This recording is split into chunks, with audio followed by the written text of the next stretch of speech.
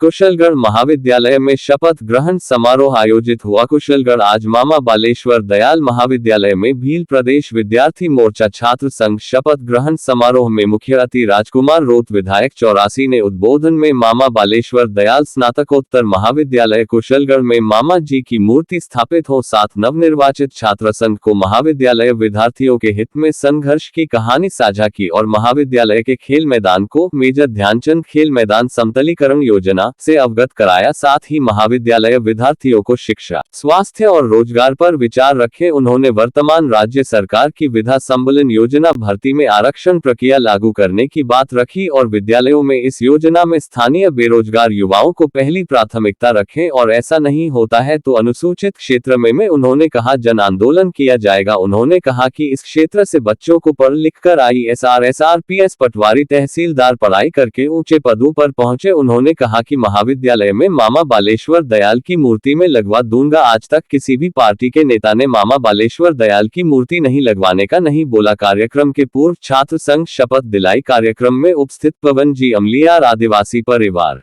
मुख्य वक्ता कांति भाई आदिवासी, विशिष्ट अतिथि पोपट खोखारिया भील प्रदेश विद्यार्थी मोर्चा प्रदेश संयोजक, हीरालाल जी दामा आदिवासी परिवार, मांगीलाल जी निनामा BPMM राष्ट्रीय संयोजक, प्राचार्य महेंद्र कुमार दीपन, अति विशिष्ट महोदय राजेंद्र जी अमलियार पूर्व जिला संयोजक, मनोहर जी कामोल, बसंत जी गरासिया, वीरेंद्र भाभोर, मुकेश भाभोर प्रदेश कार्यकारिणी सदस्य, दिनेश राणा, रविंद्र बरजोड़, भाविक खाट, संजय मयड़ा जिला संयोजक, देवचंद मयड़ा विधानसभा संयोजक, अध्यक्ष मनीष मुनिया, महासचिव विकेश कटारा, समस्त कार्यकर्ता पदाधिकारी व नियमित छात्र छात्राएं उपस्थित रहे। संचालन कन्हैयालाल जी खाट ने किया।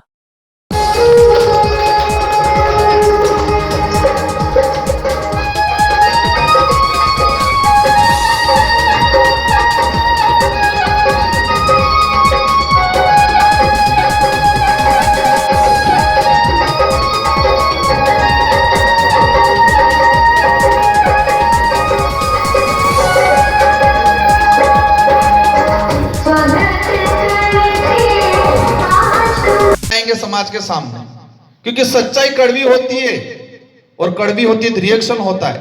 हमें इस क्षेत्र के अंदर वोटों की राजनीति नहीं करनी है। वास्तविकता क्या है उस चीज को हमें आगे लाना है, समाज को जागरूक करने का काम करना है। होगा विरोध, सब जगह होगा, क्योंकि हम काम ही ऐसा कर रहे हैं। हम जिन दिमागों पे जंग लग गया है वो जंग उखेड़ने का काम कर रहे हैं। वो समाहान दाड़े अपने खबर है ना, एक उदाहरण दे दूं। वो मतलब बारिश होती है तब बेल कमजोर होते हैं इससे पहले, फिर बारिश होने के बाद वो नई नई सारी ये घासें उगती है तो बेल खा के मजबूत होता है और दो बेल लड़ जाते हैं। एक बेल का अगर मान लो सींग टूट गया तो उसका जो मालिक है उस मालिक को दुख होता है कि मेरा बेल है और मेरे बेल का सींग टूट गया है। उस बेल के सींग के अंदर पानी गिरने की वजह से कीड़े पड़ जाते हैं। कीड़े पड़ने के बाद अंदर से पाक निकलते, खून निकलता है। तो मालिक मांग पत्र दिया था, उसमें कितना कितना सफलता हुई मिली? आपके सबसे पहले तो आपके चैनल को और पूरे बांसवाड़ा के आदिवासी समुदाय, अन्य समुदाय को जोहार मेरी ओर से। आज हमारे कुशलगढ़ कॉलेज के अंदर छात्र संघ कार्यकारिणी के अंदर हमें इस कार्यक्रम में आने का अवसर मिला।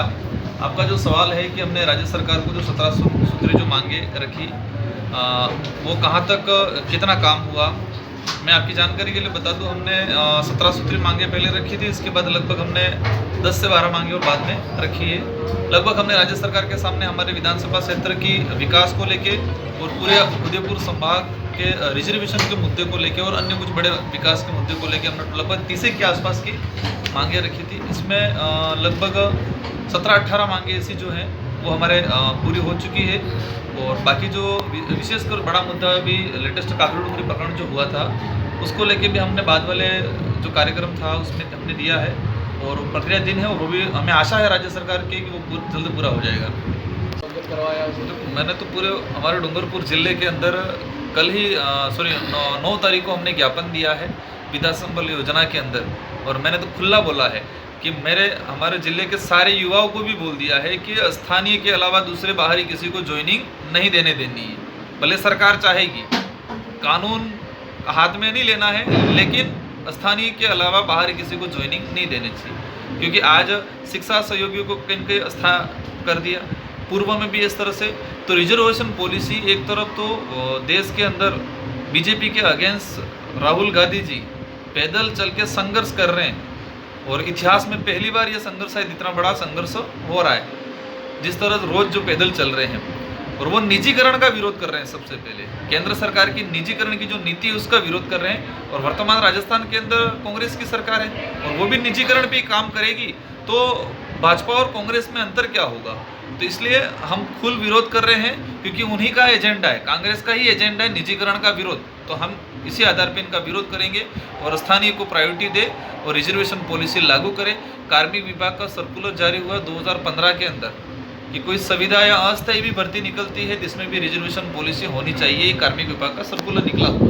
इस सर्कुलर को भी गवर्नमेंट वर्तमान में नज़रअंदाज कर रही है, तो हमारी ओर से विरोध किया जा रहा है। इसके बावजूद भी सरकार जबरदस्ती करती है, तो आने वाले